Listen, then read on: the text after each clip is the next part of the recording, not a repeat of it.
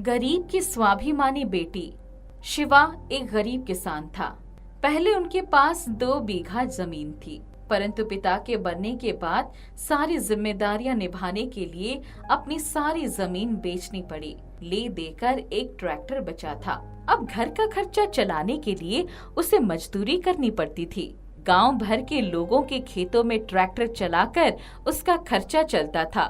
बेटी मीना की शादी कैसे होगी, ये समझ में नहीं आ रहा था। एक दिन उसकी पत्नी, एक बार शहर जाकर क्यों नहीं अपनी किस्मत आजमाते? ट्रैक्टर चलाकर तो हमारा बेटा गुल्लू भी कमा सकता है। तुम शहर जाकर कुछ जुगाड़ करो। अनपढ़ आदमी को शहर में कौन काम देगा? माँ, मैंने कितनी बार कह दिया कि मेरी शादी की चिंता मत करो। मुझे शादी नहीं करनी है। कोई लड़की ये नहीं चाहती कि उसकी वजह से उसके माता पिता को दुख और परेशानी झेलनी पड़े। वो सोचना तुम्हारा काम नहीं है बेटा, ये तो हमारी जिम्मेदारी है। दूसरे दिन शिवा अपना सामान लेकर शहर चला गया। किसी तरह उसको एक सेठ की दुकान पर काम मिल गया। जितनी तनख्वाह मिलती अपना खर्च निकालकर वो गांव भेज देता था। पार्वती ने बेटी के विवाह की तैयारी शुरू कर दी थी। बस अब कोई अच्छा सा वर मिले तो मीना का विवाह करके गंगा नहा ले। एक दिन पार्वती की ननंद रमा आई। भाभी, अपनी मीना के लिए बहुत बढ़िया रिश्ता है।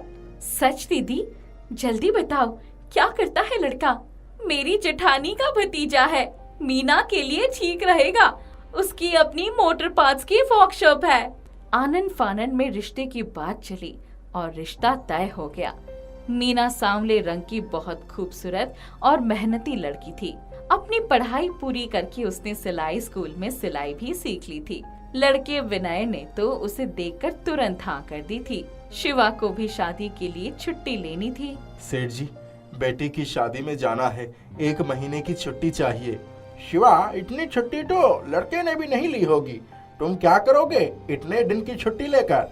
सेठ जी, बिटिया एक बार ससुराल चली जाएगी, तब उस पर से हमारा हक खत्म हो जाएगा। सोचता हूँ थोड़ा समय तो उसके साथ गुजार लूं।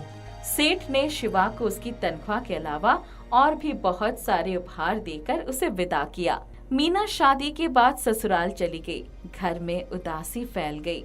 मीना के ससुराल पहुंचते ही उसका पति, देखो, मैं तुम्हें सच सच बता देता हूँ, मैं ये शादी नहीं करना चाहता था, परंतु मेरे माता पिता की इच्छा थी कि मैं शादी करूं। मैं पहले ही किसी लड़की से प्रेम करता हूं और कोर्ट मैरिज कर चुका हूं, पर ये लोग उसे अपनी बहू मानना नहीं चाहते हैं। अगर ऐसा था तो तुमने मुझे क्यों बलि का बकरा बनाया? मैं इस घर में तुम्हारी वजह से आई हूँ, और अगर तुम किसी और को चाहते हो तो मेरा यहाँ रहना का कोई औचित्य नहीं है। मैं सुबह होते ही अपने घर चली जाऊंगी। मैंने इसीलिए तुम्हें सच्चाई नहीं बताई थी कि तुम मेरे ही मुंह पर तमाचा मार कर चली जाओ। मैं अपने माता पिता की बहुत इज्जत करता हूँ। तुम इस घर में रहो, ये तुम्हारा घर है।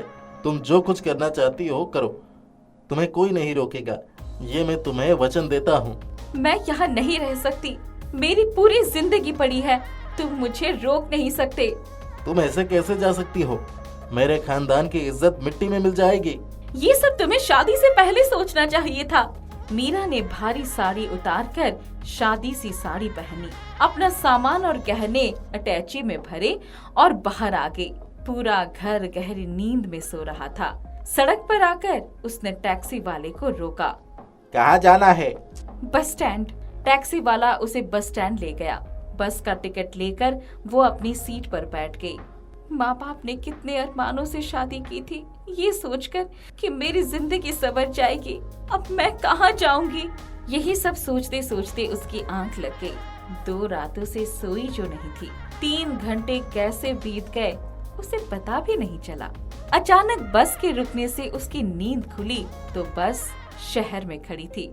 उसने अपनी अटैची उठाई और बस से नीचे उतर गई। यहीं बेंच पर बैठकर सोचती हूँ कहाँ जाऊँ, क्या करूँ। उसने 1 कप चाय पी और बस स्टैंड से बाहर आ गई। थोड़ी देर तक पैदल चलने के बाद वो बाजार में पहुँच गई। उसने एक दर्जी की दुकान देखी। दुकान पर कोई दिखाई नहीं पड़ा, पर मशीन और उसके ऊपर रखा कटा हुआ ब्लाउज देखकर वो उसे सिलने बैठ गई। आधे घंटे बाद ही उस दुकान का मालिक मुन्नन आ गया। आप कौन? मैं मीना काम की तलाश में थी। यहाँ मशीन देखी तो उस पर सिलाई करने बैठ गई। अगर आपको बुरा लगा हो तो। आपको अंदाजा भी नहीं होगा कि आपने अनजाने में मेरी कितनी बड़ी मदद की। दरअसल मुझे अभी ये ब्लाउज ग्राहक को देना था, पर जरूरी काम आ जाने पर मुझे जाना पड़ गया। तब तक एक बेहद खूबसूरत सी लड़की खटर खटर दुकान की सीढ़ियाँ चढ़ती हुई आ गई। मुन्नन, मेरे कपड़े सिल गए? जी मैडम, सारा काम हो गया। उसने सारे कपड़े एक पैकेट में डालकर उसे पकड़ा दिया। लड़की ने पैसे उसके हाथ में थमा दिया और वैसे ही चली गई। इनकी आज शादी है, अगर ब्लाउज नहीं मिला होता तो मेरी जान आफत में डाल देती। बहरहाल आप कहाँ रहती हैं? और ये अटैची? मीना ने मुन्नन को अपने बारे में सब कुछ बता दिया और फूट फूट कर रो पड़ी। मीना जी, आपको कहीं जाने की जरूरत नहीं है। मेरा बहुत छोटा सा घर है, आप मेरे साथ रह सकती हैं। मीना की अटैची उठाकर वो उसे अपनी साइकिल पर बिठाकर घर ले आया। दुकान ऐसे ही छोड़ दिया? कुछ नहीं होगा, सब अपने ही लोग हैं। मीना ने देखा उसका छोटा सा घर था, सामान बेतरतीबी से पड़ा हुआ था। मैं दुकान जा रहा हूँ, रसोई में खाना है, मैंने अपने लिए बनाया था, आप खा लीजिएगा, बाद में बना लेंगे। मुन्नन चला गया।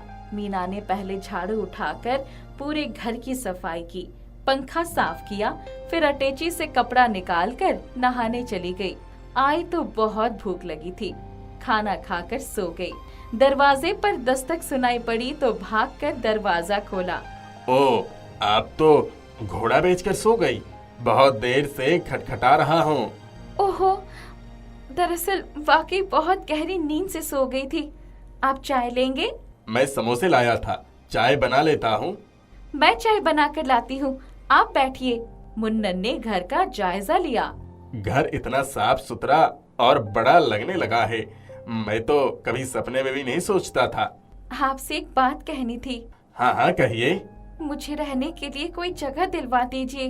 अगर आपको मंजूर है तो मैं एक कमरा और एक मशीन किराए पर लेना चाहता हूँ, ताकि हम दोनों मिलकर एक बुटीक खोल सकें। ये तो बड़ी अच्छी बात है। दोनों ने मिलकर एक कमरा ले लिया और मशीन किराए पर ले ली। मुन्नन ने अपनी दुकान छोड़कर सारा सामान नई दुकान पर ले आया। उनका बुटीक चल निकला। मीना के हाथों में जादू था। वो इतने सुंदर कपड़े सिलती थी कि ग्राहक दुगुना दाम देने लगे थे। मुन्नन जी, मैं सोच रही हूँ एक बार अपने माता पिता के पास चली जाऊँ। तुम अकेले नहीं जाओगी, मैं भी तुम्हारे साथ चलूंगा। पर हमारा बुटीक पर कौन रहेगा? एक हफ्ते बंद रहेगी दुकान। मीना मुन्नन के साथ अपने गांव गई तो उसकी माँ, तुम कहाँ चली गई थी? हमने तुम्हें कहाँ कहाँ नहीं ढूंढा। मैं तुम लोगों पर बोझ नहीं बनना चाहती थी माँ। वो अजीत पहले से ही शादीशुदा था, मेरा भी अपना स्वाभिमान है। अब मैं मुन्नन के साथ एक बुटीक चलाती हूँ। तुम लोग चाहो तो मेरे साथ चल सकते हो। जिस बेटे पर नाज था वो हमारे जीवन का सहारा बनेगा। वो मंदिर में शादी करके रातों रात गायब हो गया। तेरी ससुराल वालों ने खबर भिजवाई थी कि तू उसी रात घर छोड़कर चली गई थी। हमने बहुत ढूंढा तुझे। माँ जी, मैं मीना से शादी करना चाहता हूँ, मुझे भी माता पिता मिल जाएंगे। 2 दिन बाद ही दोनों की शादी हो गई। पूरा परिवार शहर आ गया। सब खुशी खुशी रहने लगे।